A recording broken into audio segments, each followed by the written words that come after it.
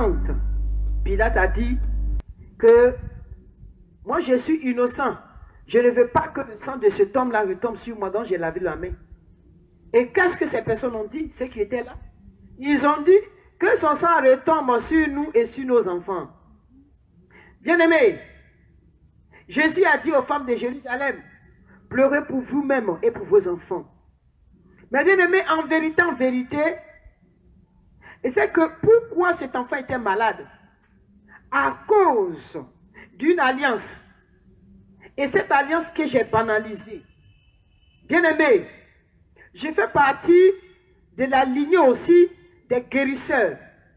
Comme je l'ai dit, de la lignée des comiens, des danseurs de comiens. Donc, bien-aimés, les plantes. Alors, bien-aimés, avant même que je n'accepte le Seigneur, je soignais avec ces plantes, avec les feuilles. Bien-aimés, je n'avais pas besoin d'aller chez une personne pour dire voici les feuilles. Mais je savais que telle personne était malade et voici le remède pour soigner cette personne. Donc, bien-aimés, tous ces feuilles que j'avais plantées dans la cour, et bien-aimé, l'enfant va piquer une crise. Et nous allons partir à l'hôpital. On dit qu'elle est dans le coma. Et ils vont nous envoyer aux urgences, en pédiatrie. Mais bien-aimé, 5 jours dans le coma. Mais qu'est-ce que je dois faire? Son papa continue de m'engueuler. La famille dit si c'est comme ça, on voit l'enfant. L'hôpital dit que c'est fini, elle est décédée. Qu'il n'y a plus rien à faire. Et j'ai dit, docteur, il dit oui. J'ai dit, Dieu n'a pas encore dit son dernier mot. Bien-aimé, il y avait 3 docteurs. Un gynécologue, un pédiatre et un généraliste. Donc ces 3 docteurs sont venus, ils ont examiné l'enfant, dit c'est fini, l'enfant va mourir. Ma famille dit, même si elle est morte, tu nous envoies le corps. Comme tu as décidé d'aller dans cette église-là, qu'il paraît que dans vos églises évangéliques, là, vous n'enterrez pas les gens. Bien-aimé, je ne savais pas ce qu'il faut faire. Et le pasteur va venir avec d'autres pasteurs. Ils vont venir prier pour l'enfant. Quand ils ont fini de prier pour l'enfant, ils vont partir. Et son père, étant à l'église catholique, alors les prêtres catholiques aussi vont venir avec les images. Ils vont déposer et puis ils vont commencer aussi à faire les incantations. Et quand ils ont fini, ils sont partis. Bien-aimés, moi j'ai fermé les yeux et j'étais en train de dire, oh Dieu, je vais faire comment? Regarde l'enfant là, si elle meurt, déjà tu entends ce que son papa dit. Si elle meurt, ils vont dire que c'est moi. Les docteurs ont dit qu'elle est morte. Mais je ne veux pas qu'on amène le corps à la mort. Oh Dieu, il faut faire quelque chose. Donc quand j'ai fermé les yeux, alors je vais voir 2 seringues. Et il y a un homme qui va me dire, tu as vu, tu vois ça? Cette première seringue là, le médicament qui est dedans, c'est du sang. Je vais d'abord donner du sang humain à Emmanuel, parce que c'est son nom. Et puis ensuite, je vais faire le traitement. J'ai ouvert les yeux. J'ai dit, ah, ou bien comme je suis en train de penser à l'enfance à cause de ça, j'ai fait ces rêves bizarres. Mais bien aimé, je regardais l'enfant, je ne sais pas ce qu'il faut faire. Je regarde le, comment on appelle ça? Le sérum. Oui, la perfusion. Je vois que les gouttes là ne passent plus. Et ils ont dit qu'ils vont prendre l'enfant. J'ai dit, pas question. On ne touche pas à cet enfant-là. Dieu n'a pas encore dit son dernier mot. Alors qu'on nous avait isolés à cause de la méningite. On nous avait isolés. Donc tous les enfants qui étaient en pédiatrie, ils ont mis ces enfants quelque part. Et puis nous, on nous a mis à quelque part. Ils ont commencé encore, ils ont relancé les campagnes de vaccination. Donc bien aimé, je regardais cet enfant. Et puis, au fond de mon cœur, je vais me rappeler d'une chose. L'ail brûle. J'ai dit ça là. Je dois chercher l'ail. Après, j'ai dit non, c'est mon imagination. Mais bien aimé, j'ai commencé par prier. Je vois que... Donc, je vais changer de position. Elle était couchée sur le lit.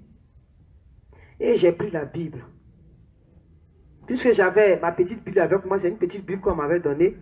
J'ai pris ma Bible et j'ai lu le passage qui dit que Dieu a soufflé dans les narines d'Adam.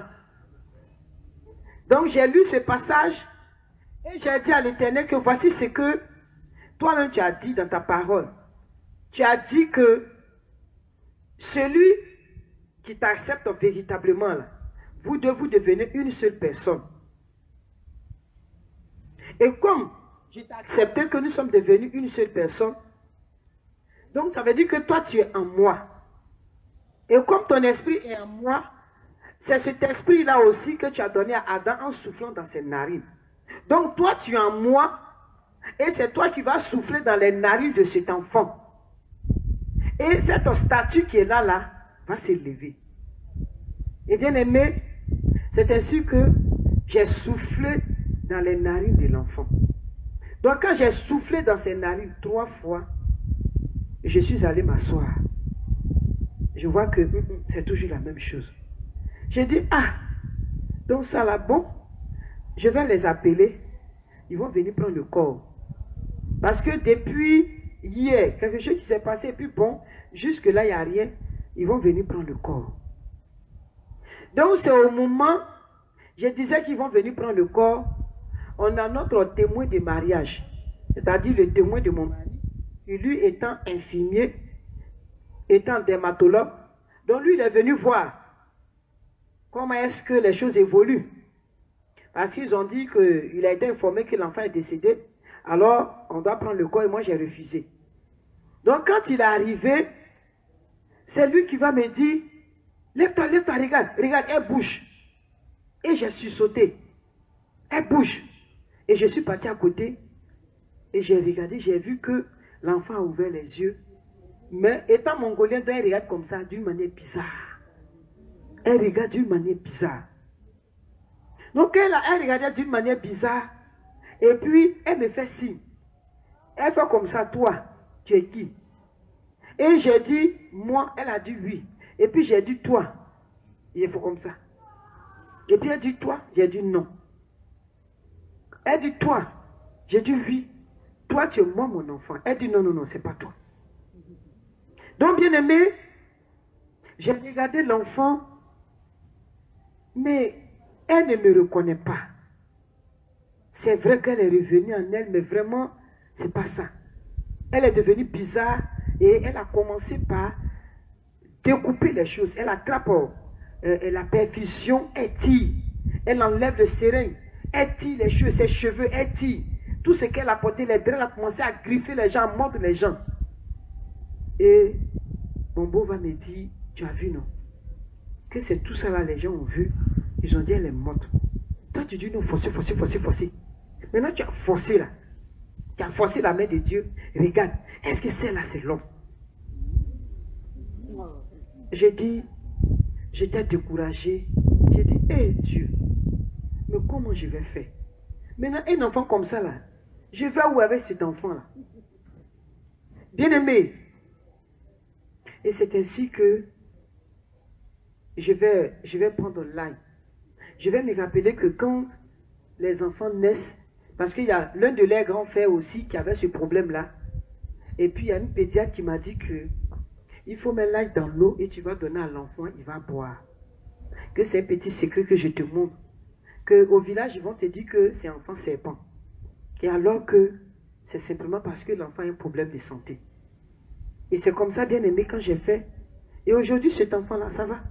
C'est ça, c'est deux mecs qui m'appelaient, le portable sonnait un moment là, par rapport à leur mariage.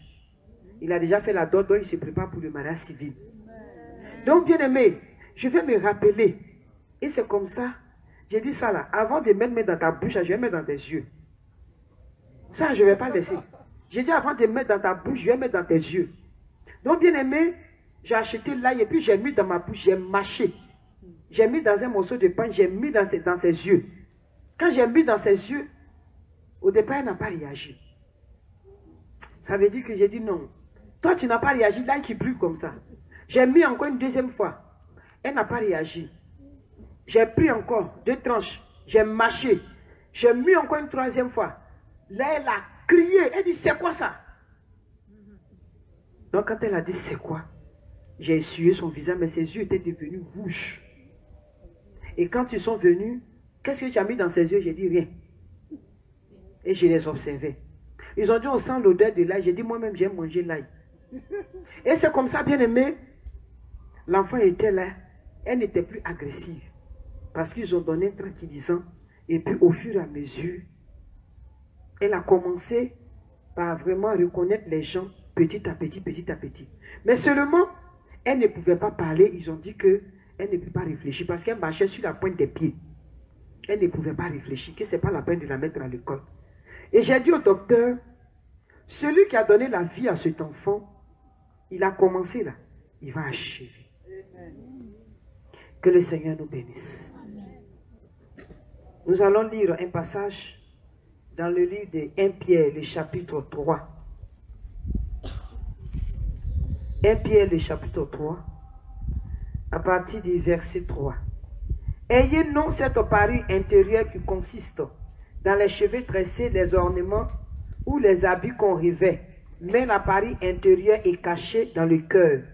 La pureté incorruptible d'un esprit doux et paisible, qui est d'un grand prix devant Dieu. Ainsi séparaient autrefois les saintes femmes qui espéraient en Dieu, soumises à leur mari. Bien-aimés, je vais présenter à l'Éternel ma soumission. Je vais présenter à l'Éternel mon dépouillement.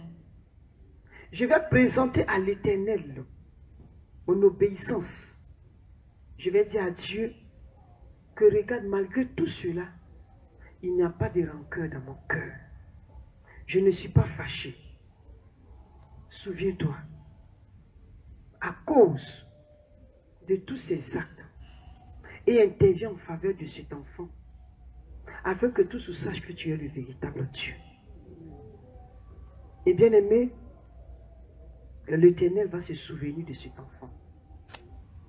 L'Éternel va intervenir en faveur de cet enfant. Personne ne pouvait croire. Personne. Et même les pasteurs qui avaient prié pour cet enfant, quand ils ont prié, ils sont partis. Mais bien aimé, l'Éternel va changer le cours de l'histoire. Cet enfant, une enseignante va venir saluer. Quand elle arrivait, elle dit, mais madame, je vous connais. J'ai dit, oui, moi aussi, je vous connais. Vous êtes institutrice. Elle dit, oui. Et elle me demande, mais votre enfant en quoi? Et j'ai expliqué. J'ai dit, on dit qu'elle ne peut pas réfléchir. La femme, elle va aux assemblées de Dieu. Et la femme va me dire, mais elle a quel âge? J'ai dit, elle a 4 ans. Elle a 4 ans, 8 mois. Elle a dit, ok. Donc ça veut dire que tu vas l'inscrire au CP1. J'ai dit oui. Elle dit, ça tombe bien. Moi aussi, je vais prendre les élèves du CP1 cette année. Donc, je vais m'occuper de ta fille. Mais seulement, voyant qu'elle déchire, elle gâte beaucoup de choses, je voudrais seulement te demander si tu es d'accord de réparer les dégâts qui seront faits en classe. Alors, je vais prendre ta fille, je vais t'aider. Mais aide-moi à t'aider. J'ai dit, madame, il n'y a pas de problème. Et bien aimé, c'est comme ça. Cette femme-là va prendre cet enfant-là et elle va aussi l'aider. Chaque matin, je devais mettre cet enfant au dos. Je vais la déposer en classe. Parce que quand tu la laisses marcher, elle ne peut pas marcher, on dirait les Mongoliennes. Tong, tong, tong, tong, tong, et puis elle regarde comme ça, elle s'en va. Mais chaque jour, bien aimé, en allant à l'école avec l'enfant, mes larmes coulent. Et quand les autres enfants voient cet enfant, la revenante, et les enfants fuient parce qu'elle crachait, la salive coulait. La revenante, bien-aimé, le Seigneur va intervenir en faveur de cet enfant. Il va intervenir en faveur de cet enfant. Il va permettre que cet enfant réussisse. Que cet enfant ait son entrée en 6e. Elle a eu son entrée en 6e. Et cet enfant va commencer par aller en 6e. Moi-même, je ne savais pas qu'elle était normale. Mais c'est un jour quand on a fini une prière, la prière du soir, et puis elle a dit qu'elle va donner la méditation. Donc on a lu la méditation, Et c'était, je crois que c'est dans l'Ancien Testament qui dit qu'on ne voit chez toi aucune sorcière. Et d'autres versions disent aucune magicienne. Donc, j'ai essayé d'expliquer un peu ce que ça veut dire. Et elle va dire, maman, j'ai quelque chose à dire. J'ai dit oui. Elle dit, moi que tu vois là, je suis une sorcière. J'ai dit, pourquoi? Elle dit, maman, tu as dit tout à l'heure là que celui qui est jaloux, il est sorcier. J'ai dit, oui. Si tu es jaloux, tu es sorcier. Elle dit, je suis jalouse. J'ai dit, pourquoi? Elle dit, maman, quand je te regarde là, tu as honte de moi. Bien aimé, j'ai pleuré. Maman, tu as honte de moi. Tu ne me prends jamais. Tu prends toujours ma grande soeur. Tu la mets sur tes pieds. Et moi, tu ne me prends pas. Alors que moi, je suis ton dernier enfant. Maman, tu dis tu m'aimes, tu ne m'aimes pas. C'est à cause de ça que je suis jalouse. C'est à cause de ça que j'ai dit je suis sorcière. Il y avait une maman qui à côté, la maman pleurait. La maman a dit, lève-toi, demande pardon à l'enfant. Et la maman, elle aussi, elle est venue, on a demandé pardon à l'enfant. J'ai dit, j'ai pleuré. Je me suis agenouillée devant l'enfant pour lui demander pardon. Pour dire, mon bébé, c'est pas ça. Je ne sais pas comment t'expliquer cela. Mais en fait, par moment, je m'éloignais un peu de cet enfant. Son père même, lui-même, c'était pas la peine. Il dit, c'est pas la peine de la mettre à l'école. Mais ses grands frères, ils vont faire des cours à domicile, quand bien même ils étaient élèves. Pour pouvoir subvenir aux besoins de leurs petites soeurs. Ils ont dit, les petites soeurs doivent partir à l'école. Même si elle est mongole, elle doit partir à l'école. Bien aimé, ce jour-là, j'ai pleuré. Et quand j'ai fini de pleurer, la maman qui était à côté de moi a dit, maman Anastasie, j'ai dit oui. Elle dit, j'ai béni le Seigneur. J'ai dit pourquoi? Elle dit, depuis que Emmanuel est petite, elle n'a jamais dit cela. Ça veut dire qu'Emmanuel est délivré, elle est guérie. J'ai dit, c'est vrai. Bien aimé, cet enfant-là, elle a 3 cartons, 3, je ne sais pas si elle peut dire, comment on appelle, diplôme de BEPC. Elle a passé une première fois. Va prendre le résultat, elle dit non, je n'ai pas eu. Le diplôme est resté là-bas, le relevé est resté là-bas. Une deuxième fois encore, comme c'est vrai, bon, elle a dit elle n'a pas eu, mais le directeur qui est là a dit, madame, que comme vraiment c'est vrai, avec son état là, elle ne peut pas réfléchir, mais en tout cas, par rapport à certains élèves, elle fait un effort. Donc je souhaiterais qu'elle parte en seconde. Et c'est comme ça, la petite a commencé, elle va en seconde. Donc en seconde, ils ont fait passer le BPC. Mais va prendre, elle dit non, je n'ai pas eu. En première, elle va en première. Et chose curieuse, elle a toujours été parmi les 5 premiers. Et voici la petite aussi qui va encore passer le BPC. Elle n'est pas partie. Et c'est en terminant, son grand frère va l'appeler pour lui dire qu'il y a 5 minutes pour aller chercher, tout est relevé. Et quand elle est arrivée pour chercher son relevé, elle était avec sa grande soeur. Et le monsieur va demander, donc c'est toi? Il dit oui. Elle dit oui. Le monsieur dit, mais c'est pas possible. Mais toi, tu as 3 relevés ici. Tu as 3 BPC. Et elle a pris les 3 BPC, là, elle est venue déposer. Ses grands frères ont dit, regardez, tu nous as fait dépenser durant toutes ces années. Là. Et bien aimé, l'Éternel a intervenu. Ça n'a pas été facile parce que même quand j'ai attrapé cet enfant, on va au culte. Et jeune fille, le jour bien aimé, les mensonges vont apparaître pour la première fois. Moi-même, je ne sais pas. Ah! Quand celui qui dirigeait le président du culte a dit, bon, vous allez vous lever, on va bénir le Seigneur. Elle se lève. Et puis j'ai ouvert mes yeux, chose curieuse pour voir si elle s'est levée. J'ai regardé, j'ai dit, ah Seigneur, ça l'en fait comment? Et je l'ai attrapé, j'ai dit, assieds-toi. Elle dit, je ne m'en sors pas. Je ne m'en sors pas. J'ai dit, pardon, lève-toi, assieds-toi. Et sa grande soeur qui était à côté, elle était entre sa grande soeur et moi, sa grande soeur va lui dire dans l'oreille qu'il y a quelque chose sur ta robe. Et depuis, ça fait quoi? Donc sa grande soeur a enlevé son pullover. Elle avait porté les tenues, on dit quoi, et puis on met elle a mis son pullover dessus, donc c'était sans manche.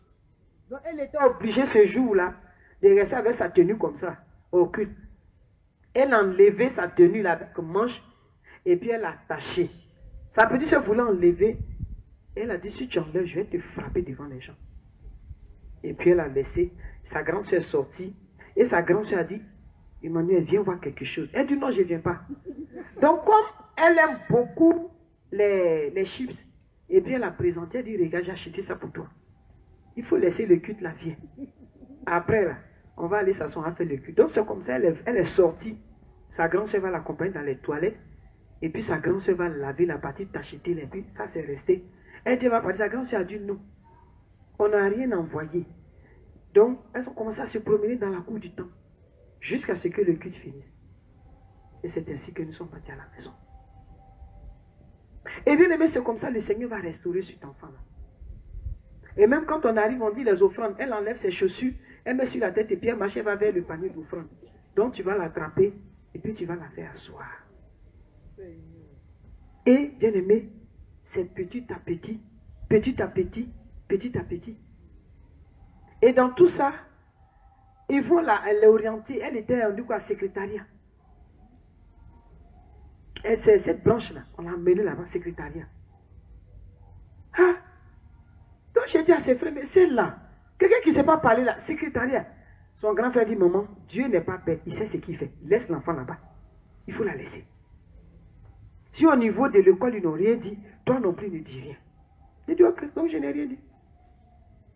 Et bien aimé, cet enfant va présenter le bac. Et cet enfant a eu le bac.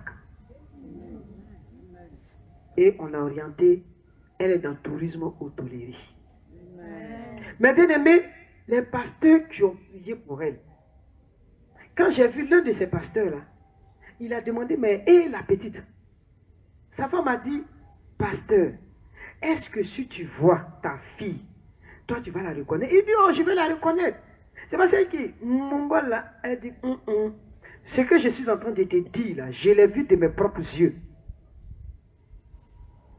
Il dit, non, j'ai dit, je vais la reconnaître. Donc bien aimé, j'étais dans la région de ce pasteur, j'étais en plein programme. Et son grand frère partait me chercher, comme c'était le dernier jour du programme. Il dit, il va sortir un peu, donc il partait me chercher. Il est parti avec sa petite soeur. Et quand ils sont arrivés, comme le pasteur, il a vu le grand frère là, il le connaît. Mais la petite soeur, c'est depuis qu'elle avait 4 ans. Et quand il a vu la fille, il a salué d'abord. Mon fils, il dit, ça va, il dit oui. Ah mais tu es marié, et puis tu ne m'as pas dit que tu es marié, mais ta femme est belle. Et regarde comme elle est bien bâtie. Mon Dieu, tu as du goût toi. Et il a commencé à rire. Et sa femme a dit, tu n'as pas dit à la reconnaître. Il dit que... Et elle dit, voici ta fille pour laquelle tu as prié. Tu as gêné, tu as pleuré devant Dieu. Tu te lamentais, mais qu'est-ce qu'elle est devenue? C'est elle qui est là. Il dit, non. Ne joue pas avec mes sentiments. Elle dit, je ne joue pas avec tes sentiments. C'est elle qui est là. Demande-lui comment elle s'appelle. Il va demander, elle va dire son nom. Et il va me demander, maman, est-ce que c'est elle? J'ai dit, c'est elle. Il dit, non. J'ai dit, c'est elle. C'est ta fille là qui est là. Et bien aimé, Dieu a retapé cet enfant-là. Si on ne vous dit pas, vous n'allez jamais savoir. J'ai montré même sa photo aux filles à Tabitha et Anne à la maison. Elle a appelé un jour pour savoir, maman, tu viens quand? Et j'ai montré sa photo, j'ai dit, regardez, si on vous disait que celle-là, elle a été mongole, est-ce que vous allez croire? Elles ont dit, non mais maman, mais c'est pas vrai, mais elle est jolie. Mais c'est ça, c'est le travail de Dieu. Mais bien aimé, pourquoi? Parce que durant tout ce temps, je ne me suis pas mis en colère. Et il y a une sœur, selon elle, qui dit qu'elle a une prophétie. Dieu dit, me dit de prendre mes enfants, je vais partir. Et je lui ai dit, mais ce n'est pas Dieu aussi qui a dit dans la Bible, de bénir ceux qui vous maudissent, de prier pour ceux qui vous persécutent. Donc ce qu'il a dit là, moi je vais faire d'abord. Maintenant si Dieu même veut que je parte, il va permettre que mon mari prenne mes affaires, qu'il mette dehors. Mais même s'ils mettent dehors, je prends, je mets dedans. Je ne vais nulle part. Avec ces nombreux enfants-là, je ne vais nulle part. Je suis dans sa maison. Il m'a provoqué, il m'a eu. Donc, bien aimé, je n'ai pas fait la guerre avec quelqu'un. Avec qui que ce soit. Non. Mais au contraire, je priais pour mon mari. Seulement, je disais à Dieu, mais tu vas intervenir quand? Quand je suis fatigué de souffrir, je dis, tu viens quand? Et je vais donner un nom à mon mari. Et bien aimé, je l'appelais serviteur de l'Éternel. Et souvent, je l'appelais évangéliste. Souvent, je l'appelais aussi diacre. Et par moments, je l'appelais pasteur. Puisque selon la tradition, quand tu es marié, une fois qu'on fait la dot, tu ne dois plus appeler ton mari par son nom. Tu vas donner un nom. Souvent, tu l'appelles le mien. C'est-à-dire, c'est mon mari, c'est pour moi seul. Donc, c'est comme ça, tu donnes ce nom-là dans ton patois. Ou bien, le nom du premier fils. Papa des temps. Donc, bien aimé, quand moi j'ai commencé à venir, j'ai accepté le Seigneur, ce n'était plus ça. J'ai donné des noms prophétiques. Quand je le vois, j'ai dit pasteur. Quand je le vois, j'ai dit homme de Dieu. Je le vois, j'ai dit serviteur de Dieu. Mais quand j'ai dit, il est fâché. Mais je l'appelais comme ça, tiens. Et quand il se plaint, il va se plaindre. Les gens viennent, j'ai dit, il a raison, demandez-lui pardon. Quand il s'en va encore, j'ai dit encore. Je prophétisais dans sa vie. Et je priais pour lui. Et je faisais des semences. Je sémais. Quand on dit, il y a telle situation dans l'église, je cours, je suis la première. Et quand je vais donner, j'ai dit, hé Dieu, voici ma situation, mon mari là, il faut l'amener à la conversion. Mon mari là, il faut l'amener à la conversion. Et bien aimé, c'est ce que j'ai fait. Et le Seigneur aussi va se souvenir de moi. Mais bien aimé, qu'est-ce qui va se passer? Comme je le disais, il avait pris le soin de dire à sa famille que je l'ai trompé, que je l'ai trahi, que j'avais beaucoup de copains. Je sortais avec les pasteurs, avec les gens de l'église. Mais bien aimé, quand il a accepté le Seigneur, il va dire à sa mère adoptive que tout ce qu'il avait dit là, c'est faux. Et il demandait à sa mère pardon, et il demandait pardon à nous tous. Mais sa mère va lui dire, mais est-ce que ce que tu as dit, tu peux rattraper? Parce que ce que tu as dit là, c'est très grave. Déjà, c'est arrivé jusqu'aux oreilles de la famille au village. Mais bien aimé, ça n'a pas raté. Quand ce monsieur est décédé, la famille va dire que j'ai commis adultère. Vous voyez? Quand bien même il est allé, il a réparé, mais ça c'est mal de connaître. Mais vous savez que, à cause des éléments de la dot, parce que j'ai refusé de faire la tradition coutume, c'est-à-dire le veuvage démoniaque. Moi j'ai dit que le veuvage que moi j'ai fait, ça c'est en Jésus-Christ. Donc mon veuvage là, c'est 1 mois. Après 1 mois, j'ai commencé mes activités. Après 1 mois, j'ai commencé mes activités. Il est décédé jeudi. Donc, les soirs, vendredi soir, je ne suis pas allé au culte. Mais dimanche, dans la matinée, je suis allé au culte avec mes enfants. Parce qu'il n'y avait personne, je ne peux pas rester dans une maison enfermée. Je suis allé au culte avec mes enfants. Et quand ils ont dit Amen, nous sommes sortis rapidement, ils sont venus nous asseoir. Et les autres jours, j'ai parti au culte les dimanches. Donc, 1 mois après, j'ai dit c'est terminé. Mais bien aimé, qu'est-ce qui va se passer au village? Au village, ils vont me dire que ils ont enlevé les éléments de ma dot sur un poro qui va venir. Et quand ce poro-là va pleurer, va crier, moi aussi je dois répondre par des pleurs. Et bien aimé, les éléments de la dot. Il y a premièrement, pour moi, ma dot. Les petites calebasses. Peut-être que vous avez déjà vu des gens qui boivent le chapalo dans les calebasses. Donc il y a ces petites calebasses. Une petite calebasse. Et puis les louches en calebasse. Et puis il y a des coris. Et il y a de la cola. Et puis du chapalo. De la boisson. Donc bien aimé, ma belle famille va partir. Ils vont enlever les éléments de la dot sur la tête d'un fétiche qui est dans l'eau. Ils vont enlever les éléments de la dot là-bas. Et ils vont donner à la famille.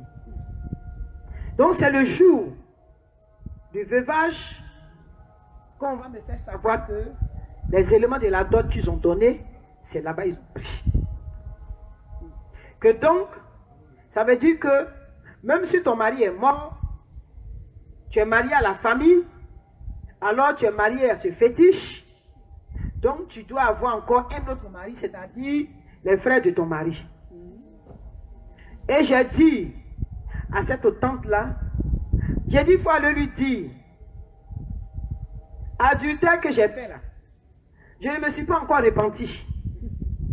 J'ai commis l'adultère. Et puis je suis fier de commettre l'adultère parce que j'ai commis l'adultère avec Jésus-Christ. Donc comme j'ai commis l'adultère avec Jésus-Christ, je ne peux pas me marier à quelqu'un d'autre. Sauf s'il est chrétien, de la même église que moi, il est baptisé, il est plus âgé que moi, il n'a pas une autre femme. Même s'il a d'autres enfants, il n'a pas une autre femme. Et puis il est du village. Et il est de la famille de mon mari. Alors je suis d'accord. Mais s'il y a un seul des éléments, c'est-à-dire des conditions que, comment on appelle ça, qui n'a pas respecté, alors je ne peux pas accepter. Parce que Jésus, lui, il respecte toutes ces conditions. Donc, bien aimé, comme j'ai dit cela, alors la famille n'était pas du tout contente. Ils ont dit que j'ai commis l'adultère. Et bien aimé, voilà pourquoi j'ai refusé. J'ai dit, moi, je ne fais pas le veuvage traditionnel. Et j'ai commencé par prier. Bien aimé, je vais comprendre une chose. Je vais commencer par analyser. C'est-à-dire la dot, c'est le début du veuvage. Le veuvage est la fin de la dot. Les éléments qu'on donne à la dot, ce sont les éléments qui seront utilisés pour le veuvage. Donc, bien aimé, ils ont donné une petite calebasse. Dans cette petite calebasse-là qu'on devait renverser sur ma tête. On met sur la tête et tu ne bouges pas, tu as les yeux fermés. Et puis tu as porté ton kojo. Est-ce que vous comprenez? C'est-à-dire les caches-sexes. Donc, tu es nu. La seule tenue vestimentaire, ce sont les perles, les bayas. Les bayas qu'on met dans ce sens et qu'on met aussi dans ce sens. Et tu vas avoir des bayas à ton poignet. Et quand c'est tes mamans, tes tantes, elles mettent au niveau de la taille. Donc ça devient, c'est beaucoup. Donc c'est ce que tu as. Et les seins sont là. Ta nudité est là. Et puis, elles vont ramasser tous les vieux pagnes. Chacune va donner un petit morceau de les vieux chiffons. Les vieux chiffons. Souvent, mais il y a d'autres même là, c'est les caches-sexes là qu'elles enlèvent. Elles déchirent et puis elles donnent. Donc c'est tout ça, elles vont mettre ensemble. Et puis elles vont attacher et on met sur ta tête. C'est ce qui est ton foulard. Et puis on renverse la calebasse dessus. Donc en renversant la calebasse, c'est un message.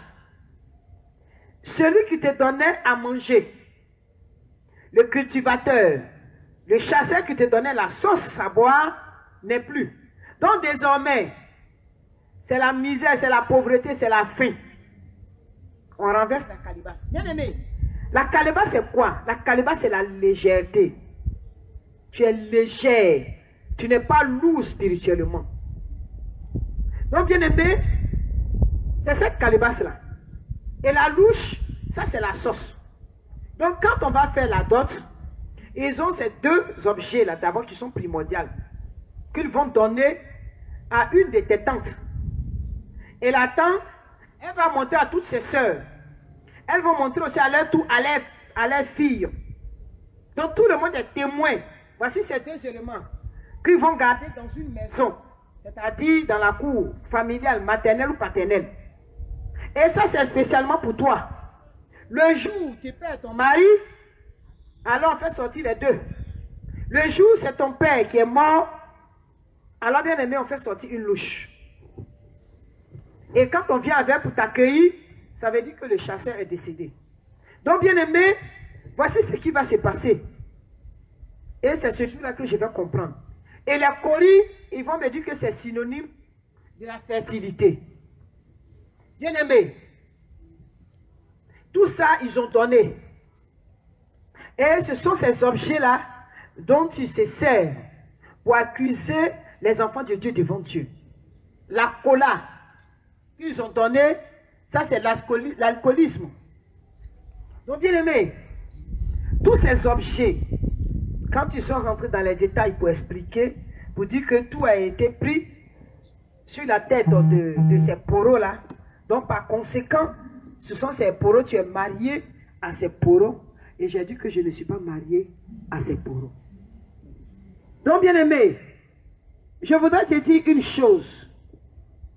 Je voudrais te dire que toi qui es un enfant de Dieu, tu dois veiller sur ta vie. Tu dois faire un effort.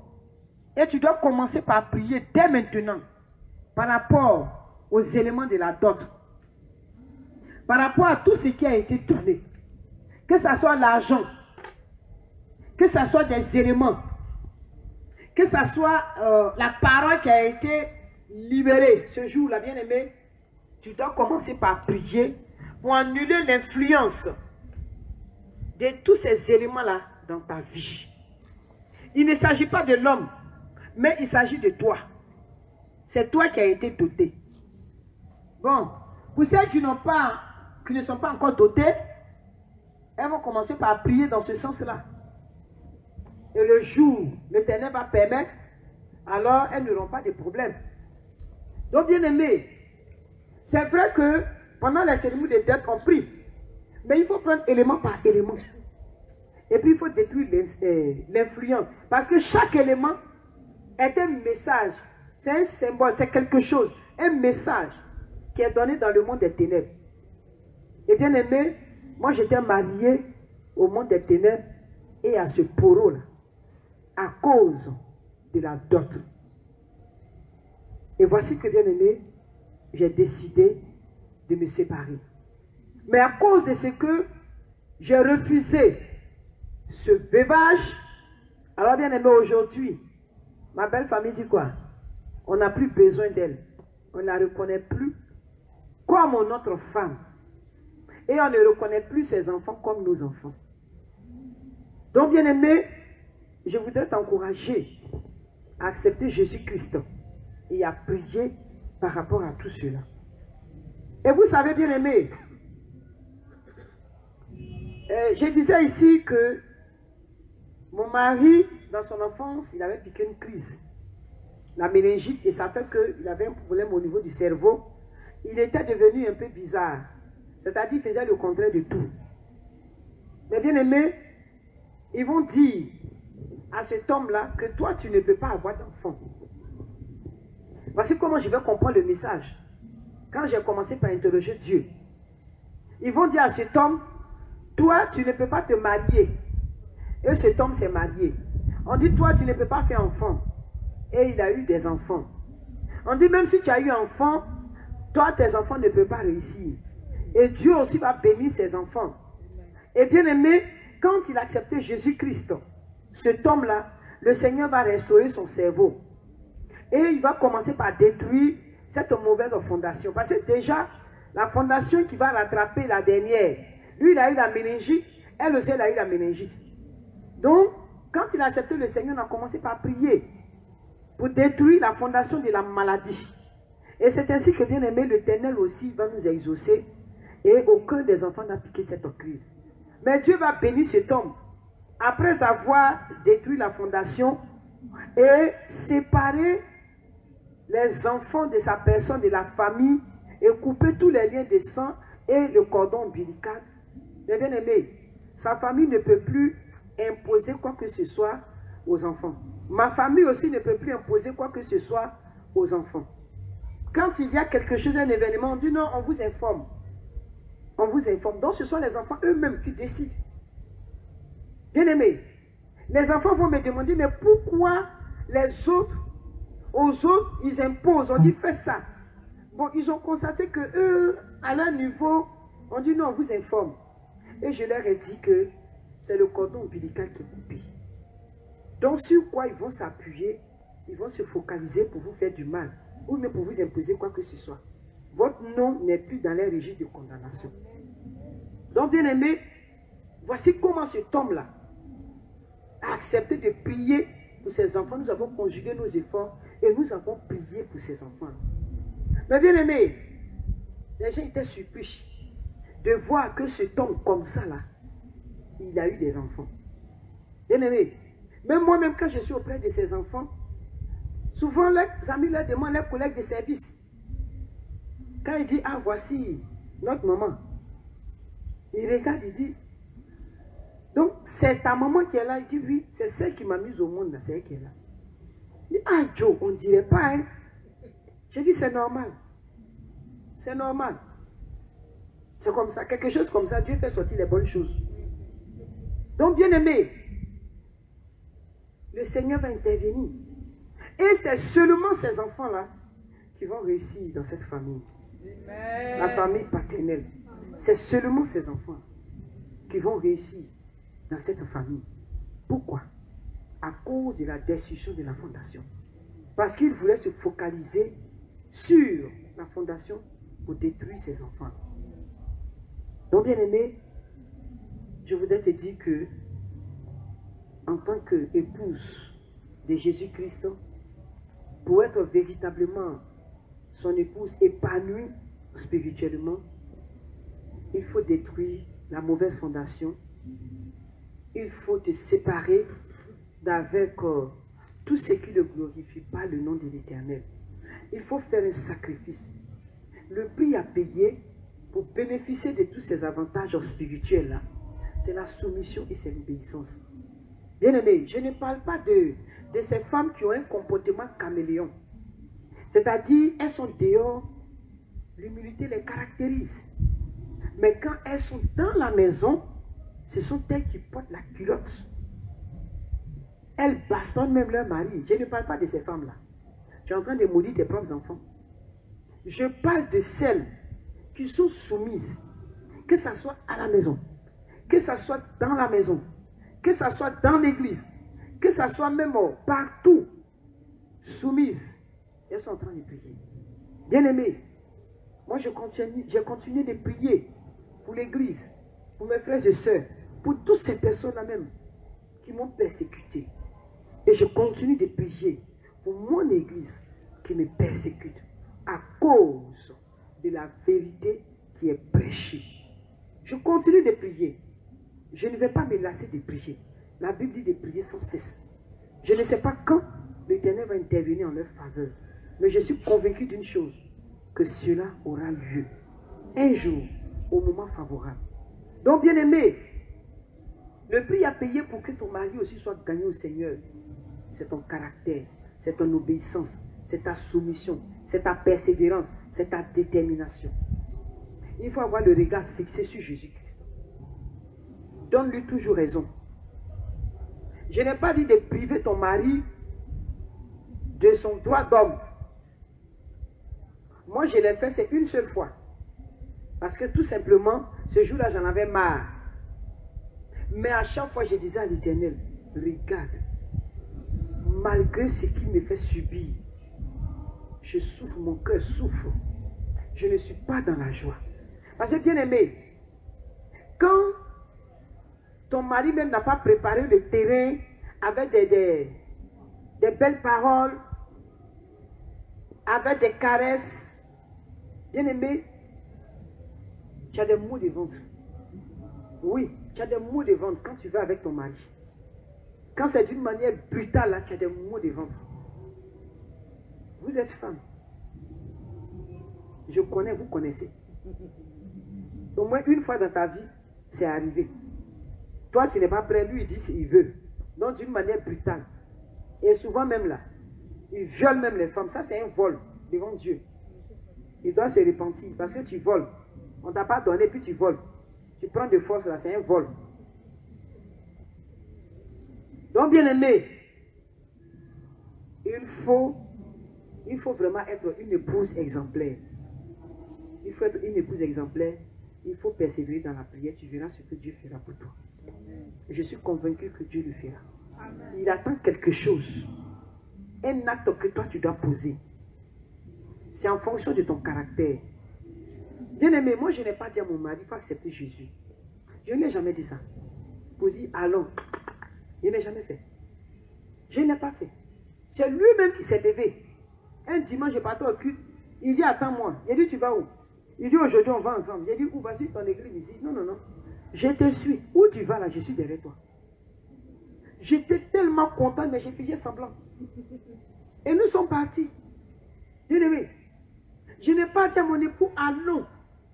Non. Parce que si je lui avais dit allons, le jour où je vais poser un acte qui va blesser son cœur, il va dire, je ne vais plus là-bas. Mais comme ce n'est pas moi, donc malgré tout ce qui se passe là, c'est comme ça. Vous voyez? Mais un jour, sa famille va dire, mais toi, tu t'es toujours plaint, mais ta femme ne se plaint jamais. Donc, ça veut dire que toi, tu ne l'as jamais offensé. Et il dit, non, c'est pas ça. Bien aimé, il avait persécuté l'église. J'ai fléchi genoux devant les hommes de Dieu, je pleurais. Et j'ai dit aux hommes de Dieu, j'ai dit, c'est pas sa faute, c'est moi ma faute. C'est moi. Parce que je n'ai jamais été une bonne épouse. Pardonnez-moi, pasteur. Et je pleurais devant l'Éternel, j'ai dit, c'est ma faute. Bien aimé, parce que j'ai tiré cet exemple-là de la vie d'Abigail, de la vie de Sarah, de la vie de ces femmes-là, dont l'Éternel a préservé les entrailles. Elles étaient soumises. Donc, bien aimé, voici comment moi j'ai orienté la prière. Et ces hommes de Dieu ont pardonné à mon époux. Ils l'ont béni, nous ont bénis. Donc, bien aimé, partout où je vais, je continue dans cet élan. Même s'il n'est plus, moi je continue. Je demande pardon. Chaque jour. Que le Seigneur nous bénisse. Amen. Donc, bien aimé, je voudrais t'encourager à demeurer sur le chemin de la sainteté. Et la Bible nous dit dans le livre de 1 Pierre, le chapitre 3, le verset 6, comme Sarah qui obéissait à Abraham et l'appelait son Seigneur, c'est d'elle que vous êtes devenus les filles, en faisant ce qui est bien, sans vous laisser troubler par aucune crainte. Donc, bien aimé, voici ce que Dieu attend de nous.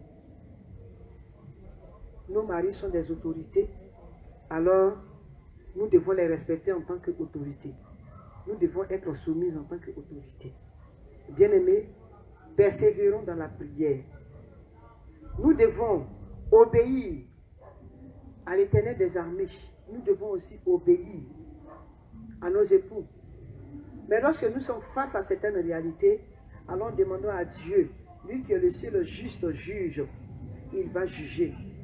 Faut-il obéir à nos maris, car toi l'Éternel, alors il va juger, il va trancher l'affaire. Est-ce que ça peut aller? Que le Seigneur nous bénisse et que sa grâce repose sur nous. Shalom.